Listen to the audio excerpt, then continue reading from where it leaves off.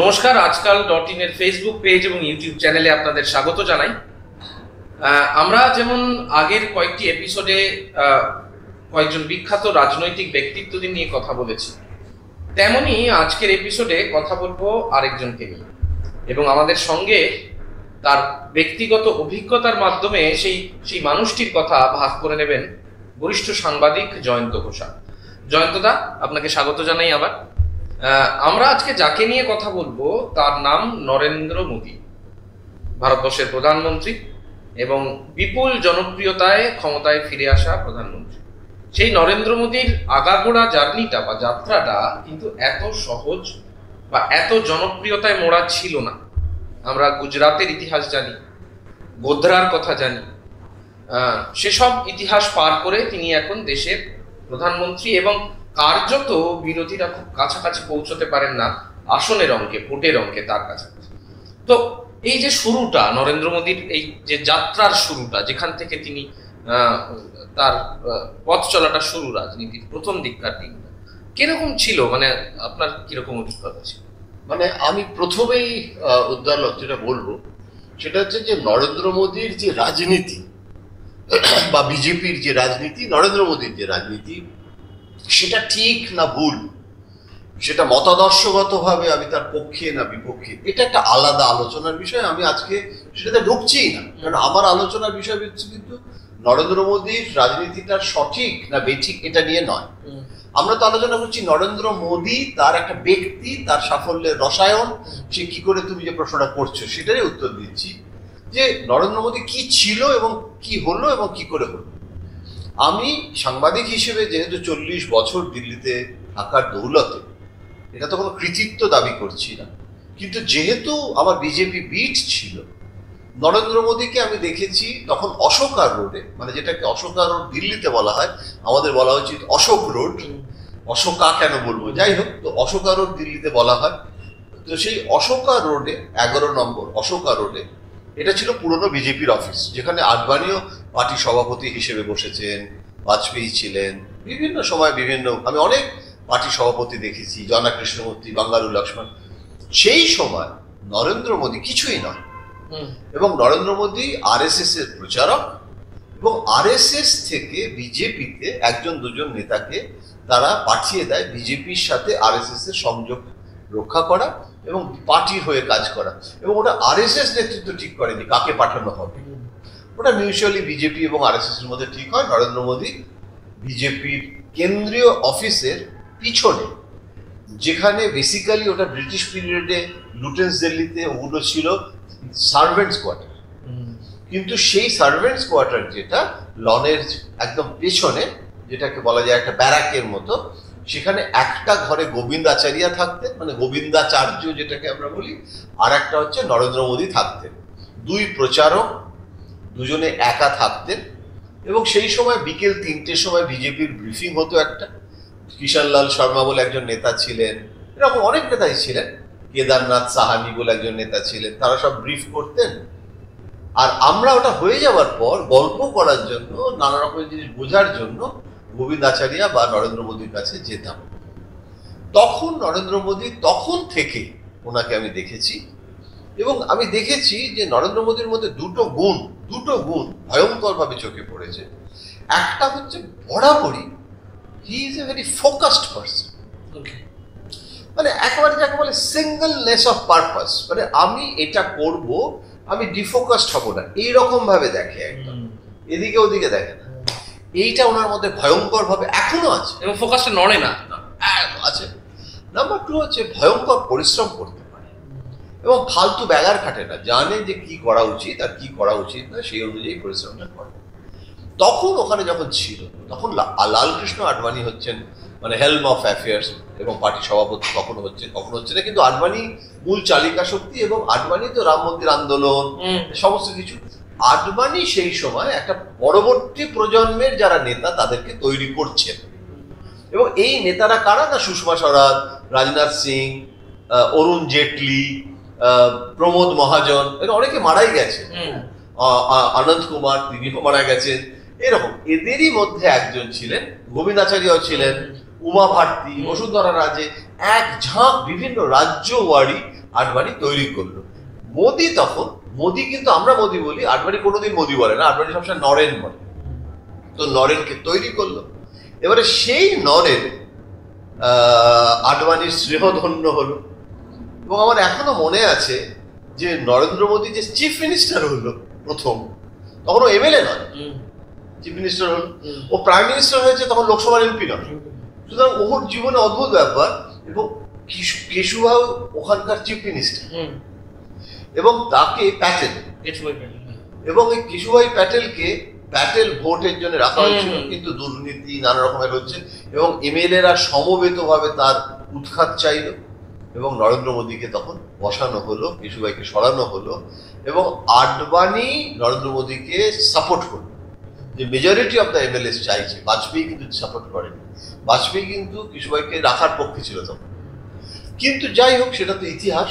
কিন্তু এইভাবে ধীরে ধীরে ধীরে ধীরে নরেন্দ্র মোদী কিন্তু নিজেকে তৈরি করে। নরেন্দ্র মোদীর তৈরি হওয়ার যে বিষয়টা, সেইটার পাশাপাশি অনেকগুলো ব্যক্তিগত গল্প শোনা যায় নরেন্দ্র মোদী সম্পর্কে, তার পরিবার সম্পর্কে, তার তার বেড়ে ওঠা সম্পর্কে, তার স্ট্রাগল সম্পর্কে অনেক কিছু শোনা যায়। তো যখন তিনি নির্বাচিত হলেন একজন মুখ্যমন্ত্রী হিসেবে, বা আস্তে আস্তে যে ক্ষমতার অলিন্দে নিজের গুরুত্বটাকে বাড়িয়ে তোলা এবং একজন প্রশাসক হিসেবে, সফল প্রশাসক হিসেবে একটা প্রতিষ্ঠা পাওয়া, এর মাঝে তো গোধরা ঘটেছে, এর মাঝে তো গুজরাট ঘটেছে। সেই সময়টা, সেই গোধরা এবং গুজরাটের সময়টা, যেটা ভারতবর্ষের রাজনৈতিক ইতিহাসে একটা খুব উল্লেখযোগ্য একটা ঘটনা, যে ঘটনাটা নিয়ে সবাই আলোচনা করে, সেইটাকে রিকভার করলেন কি করে মোদী? মোদী রিকভার তো উল্টো হয়েছে। মোদীর তো গোধরাটা আশীর্বাদ হয়েছে। গোধরাটা যারা বিজেপির বিরুদ্ধে, সে কমিউনিস্ট হোক, কংগ্রেস হোক, তাদের কাছে গোধরাটা কলঙ্ক। নরেন্দ্র মোদীকে তো গোধরা ডিভিডেন্ড দিয়েছে। আজকে যে হিন্দু হৃদয় সম্রাট উনি হয়ে গেলেন, উনি তো প্রধানমন্ত্রী পদপ্রার্থী হতে পারত না বিজেপি বা আরএসএস এর পরিবারে, যদি না গোধরা হতো। গোধরাটা কি হলো? প্রথম কথা হচ্ছে যে গুজরাটেও মুসলিমরা নেই তা না, মুসলিম সমাজ আছে, পশ্চিমবঙ্গের মতো নয়। পশ্চিমবঙ্গে যেন প্রায় 30% মুসলমান, গুজরাটে খুব সামান্য মুসলমান। এবং তারা মূলত পুরনো যে গুজরাটটা, যেখানে একটা সময় মুঘল সুলতান সাম্রাজ্য ছিল, সেই যুগ ছিল, সেটাকে ওল্ড গুজরাট বা কিলা, গুজরাটের ফোর্ট এরিয়া, এবং সেখানে প্রায় মানে একটা ফরবিডেন সিটি করে রেখে দিয়েছে। এবং সেখানে আমি গিয়ে দেখেছি যে ওখানে না অটো পর্যন্ত ওই একটা জায়গার পরে যেতে দেয়, ওরা তোমার হেঁটে যেতে হয়, করতে হয়, মানে খুব অদ্ভুত ব্যাপার। নরেন্দ্র মোদী, হ্যাঁ, এই প্রশ্নটা তোমার সাথে আমি একমত যে কি করে সার্ভাইভ করলো, কেননা গোটা দেশ জুড়ে নরেন্দ্র মোদীকে খেদাও অভিযান শুরু হলো। আমার এখনো মনে পড়ে বিজেপির ন্যাশনাল এক্সিকিউটিভ কমিটির মিটিং, নরেন্দ্র মোদীকে পদত্যাগ দাবি করলো চন্দ্রবাবু নাইডু, তখন এনডিএর শরিক, বাজপেয়ী প্রধানমন্ত্রী, এবং আমি বিজেপি ন্যাশনাল এক্সিকিউটিভে তখন গেছি ওখানে কভার করতে। প্রত্যেকটা ন্যাশনাল এক্সিকিউটিভে আমি যেতাম। তো যতদূর মনে পড়ছে, এটা ভুল হতে পারে, থাক বলবো না, ব্যাঙ্গালোরে না কোথায়, কোনো একটা জায়গায় কি গোয়াতে কোথাও ন্যাশনাল এক্সিকিউটিভ হচ্ছিল, তখন চন্দ্রবাবু নাইডু বলল, যখন চন্দ্রবাবু নাইডু শরিক, চন্দ্রবাবু নাইডু এনডিএ শরিক, তেলুগু দেশমের শরিক, এবং চন্দ্রবাবু তো বিরাট শরিক ছিল, কেননা স্পিকার বালযোগী, তারপরে ইয়ারানা নাইডু মন্ত্রী ছিল, এছাড়া নানান রকম ভাবে TDP is a very important ব্যাপার। এবং চন্দ্রবাবু নাইডু বিবৃতি দিল সকালবেলায়, টিভি চ্যানেলে আমরা বসে হোটেলে দেখছি, পৌঁছে গেছি তখন আমরা ওখানে, বললো যে চন্দ্রবাবু নাইডু দাবি করলো যে গুজরাটের চিফ মিনিস্টারকে স্টেপ ডাউন করতে হবে। সেই দিন বিজেপির কার্যকরী সমিতি, মানে কার্যকরী সমিতি is the polit bureau of BJP, তো সেখানে হচ্ছে। তো আমি ভাবছি কি হবে, মিটিংটা তখন শুরু হয়ে, আমি আডবাণীকে ফোন করলাম হোটেলের ঘর থেকে, তখন ল্যান্ডলাইনে। তো আডবাণীকে বললাম যে এরকম ভাবে চ্যানেলগুলোতে দেখাচ্ছে, হ্যাঁ। তখন আমাকে এমনি ঠাট্টা করে বললেন, তো যে তুমি তো লিখবে কাল সকালবেলা বেরোবে, এখন তো দেখো না মিটিং আমাদের কি হয়। তাহলে যে হ্যাঁ, কিন্তু কি হয় একটা তো একটুখানি মানে আভাস যদি দেন, এখন বলতে পারি। উনি বললেন যে বিকেল 3টের সময় জনা Krishnamurthy will hold the press conference and he will tell you Narendra Modi will continue as chief minister. Meeting শুরু হওয়ার আগে আডবাণী বলে দিচ্ছেন যে বিকেল 3টের সময় জানা will brief the press that, মানে কি প্রচন্ড ভাবে নরেন্দ্র মোদীকে আডবাণী সাপোর্ট করছে। এখন আমি ভাবি যে আডবাণী ডেলিভারেটলি আমাকে বলছেন, তার কারণ ওই যে একটা মিলু তৈরি করতে হয়, উনি ভাবছেন যে জয়ন্ত যদি 10টা জায়গায় বলেও তাহলে আমার লাভ কিছু ধরনের, মানে পুরো আবহটা তৈরি হয়ে যাচ্ছে। এবং ওখানে যতজন বিজেপির নেতা ছিল তাদের মধ্যে অ্যান্টি মোদি অনেক ছিল না, তা না। বাজপেয়ী নিজেই নরেন্দ্র মোদীর ব্যাপারে খুব মানে ক্রিটিক্যাল ছিলেন, কারণ অনেকে বলে বাজপেয়ী চন্দ্রবাবু নাইডুকে দিয়ে বলিয়েছিল সো দ্যাট বিজেপির ভেতরে আলোচনাটা হবে এবং বাজপেয়ী বলবে স্টেপ ডাউন করো। এরকম কথা তখন শোনা গেছিল যে চন্দ্রবাবু নাইডু যেটা করছে সেটা অ্যাকচুয়ালি টু প্রেশারাইজ বিজেপি, কারণ বিজেপির মিটিং এর মধ্যে তো চন্দ্রবাবু নেই, কিন্তু তখন এনডিএ আলাই সংখ্যা নেই, বিজেপি সাপোর্ট উইথড্র করে নেবো চন্দ্রবাবু নাইডু বলেছে। কিন্তু বিজেপি অ্যাসার্ট করলো, বললো ইট উইল কন্টিনিউ। তারপর আমরা দিল্লি ফিরে এলাম, নরেন্দ্র মোদীকে ডেকে পাঠালো বাজপেয়ী, এবং বাজপেয়ী ডেকে পাঠালো। বাজপেয়ীর মিটিংয়ে কি হলো জানতে পারছি না, তাহলে কি এবারে স্টেপ ডাউন হবে? মিটিংয়ে কোনো ডিসিশন না হওয়া সত্ত্বেও আমরা বুঝতে পারছি না রাত্রিবেলায়। তখন প্রাইম মিনিস্টারের অফিসের মিডিয়া অ্যাডভাইজার অশোক ট্যান্ডন ছিল। অফ দ্য রেকর্ড, মানে অন রেকর্ড কিন্তু কোনো কিছু বলা হলো না, অফ দ্য রেকর্ড আমরা জানতে পারলাম যে prime minister is very upset and unhappy with Modi. সবাই সেই খবর চালিয়ে দিল, বেরিয়ে গেল। পরদিন সকালবেলায় নরেন্দ্র মোদী গুজরাটে ছিলেন, উনি বললেন যে এই যে খবরগুলো তোমরা লিখেছো যে প্রাইম মিনিস্টার ইজ আপসেট, এটার সোর্সটা কি? আর কোনো তো কারো নাম করে কোট করে কিছু নেই, পিএমও সোর্সেস, এটা কি কে বলেছে? তো আমি বললাম যে আমরা তো এটা বলতে পারি না, না আমাদের সোর্স, কিন্তু প্রাইম মিনিস্টারের অফিস থেকে যদি বলে, বলো না কেন, আমার সাথে তো নরেন্দ্র মোদী বলছে, আমার সাথে তো বাজপেয়ীজির মিটিং হয়েছে, ওখানে তো কোনো তৃতীয় ব্যক্তি ছিল না, মিডিয়া অ্যাডভাইজারও ছিল না, তো উনি তো আমাকে এরকম কোনো ক্ষোভ প্রকাশই করেননি, ইস্তফা দেওয়া তো দূরের কথা। উনি বরং বলেছেন যে তুমি দেখো যাতে গোদরার পরে যাতে আর কোনো হিংসা না হয়, আমরা সবটা কন্ট্রোল করছি, সিচুয়েশন কন্ট্রোল হয়ে গেছে, there is no question of change of leadership. সবাই মিলে ক্ষুব্ধ লিখে বসে আছে এবং চেঞ্জ হলো না কিন্তু। এবং এখন আমি ভাবি যে এটা না বাজপেয়ীর দিক থেকে, মানে কতদিন আগে, এখন এগুলো সবসময় হয়, মানে একদিক থেকে প্লান্ট করে Vajpayee secular, upset with Modi, Chandrababu নাইডুরাও খুশি হলো, এইটাও করে দেওয়া হলো, আর একদিকে মোদিকে কিছুই বললো না, তুই চালা, আডবাণীও খুশি, আরএসএস খুশি, বাজপেয়ীরও প্রধানমন্ত্রী তো থাকলো, নরেন্দ্র মোদী তো চিফ মিনিস্টার, মাঝখান থেকে আমরা মিডিয়া আমরা লিখেই মরলু। এবং আমি এবার তার পরবর্তী সময়টায় আসি। নরেন্দ্র মোদী সফল মুখ্যমন্ত্রী থেকে সফল প্রধানমন্ত্রী, সফল তখনও তো বিচার পরে হবে, কিন্তু মুখ্যমন্ত্রী থেকে প্রধানমন্ত্রীর জুতোয় পা গলালেন এবং প্রধানমন্ত্রী হলেন। প্রধানমন্ত্রী হওয়ার পর প্রথম কথা, একটা দীর্ঘ সময় যে প্রয়াত প্রধানমন্ত্রী প্রাক্তন প্রধানমন্ত্রী মনমোহন সিং এর কথা আমরা আগে বলেছি, এবং সেই সময় শেষের দিকে একাধিক দুর্নীতির অভিযোগ, স্পেকট্রাম এর দুর্নীতি, কয়লা এগুলোর অভিযোগ আছে।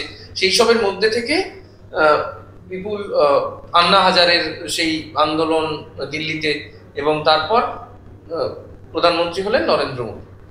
এইবার নরেন্দ্র মোদীকে কিভাবে দেখলেন? মানে প্রথম কথা হচ্ছে যে নরেন্দ্র মোদী, যেটা বললাম যে গোদরাটা না হলে হিন্দু ভোটটা কনসলিডেট হওয়া, গোটা দেশ জুড়ে একটা হিন্দুর জাগরণ তৈরি হলো।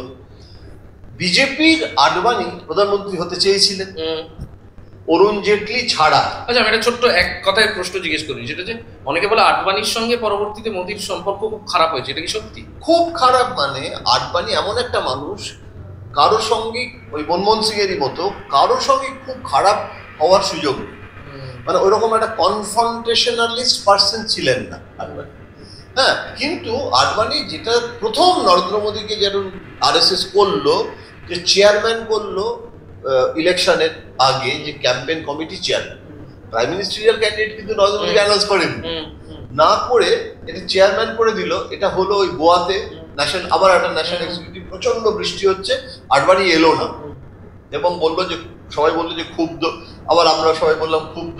আমার এখনো মনে আছে অরুণ জেটলি আমাকে বললো যে আডবাণীকে আনানোর চেষ্টা চলছে। রাজনাথ, সুষমা, যারা যারা মোদীকে চায় না, তারা সবাই বলছে আডবাণী হোক, চেয়ারম্যান, উনি বয়োজ্যেষ্ঠ মানুষ, কিন্তু উনি আসছেন না। কেন আসছেন না? RSS বলে দিয়েছে যে মোদিকে আমরা করতে চাই। আডবাণী সেটা ক্ষুব্ধ। তো অরুণ জেটলি বারবার বলছে, আমি আডবাণীর বাড়িতে ফোন করলাম দিল্লিতে, গোয়া থেকে, দীপক চোপড়াও প্রাইভেট সেক্রেটারি ধরলো। আমি বললাম আডবাণীর সঙ্গে কথা বলতে চাই। এমনিতে কথা বলেন, সেদিন কথা বললেন না, বলে উনি শরীরটা ভালো নেই। দীপককে জিজ্ঞেস করলাম কি হয়েছে, উনি কেন আসবেন না? বললো পেট খারাপ হয়েছে, লুজ মোশন হচ্ছে, ওই জন্য উনি গোয়ায় যাবেন না। তো যাই হোক, সেসব তো হলো। রাজনাথ, সুষমা, বাকি সব নেতারা চেয়েছিল টু স্টপ মোদি, যে কারণে এই রাজনাথ বলো, নীতিন গাডকারি বলো, এই যে অসহজ সম্পর্ক, একমাত্র Arun Jaitley was the catalyst behind that. কিন্তু আডবাণী, ঠিক কথাই যে আডবাণী হতে পারেনি, এবং আমি পরবর্তীকালে আডবাণীকে জিজ্ঞাসাও করেছিলাম যে আপনি হতে পারেননি, উনি হতে পেরেছেন, তো কি মনে হয় কেন আপনি পারেননি, কেন মোদি পেরেছেন? আডবাণী আমায় বলেছিল যে দেখো, कुछ इंसान होते हैं इनके संकल्प बहुत तगड़ा होता है।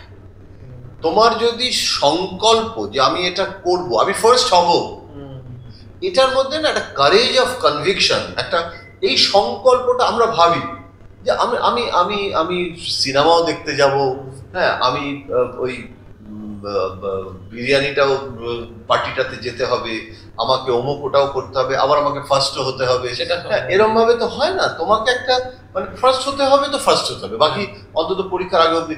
এইটা নরেন্দ্র মোদীর মধ্যে প্রথম থেকে বলছি না, যে ফোকাস, মানে অনেক কিছু জীবনে কিন্তু বিসর্জন দিয়ে স্ত্রীকেই ত্যাগ করে দিয়েছে, তার রাজনৈতিক জীবনের সমস্ত কিছু ভেবে। আমরা এইটাও আমাদের এক পর্বে শেষ হওয়ার নয় এই আলোচনাটা, এবং এরপরে আমরা নরেন্দ্র মোদী প্রধানমন্ত্রীতে আসার পরবর্তী সময়টার কথা এর পরের পর্বে আমরা শুনবো।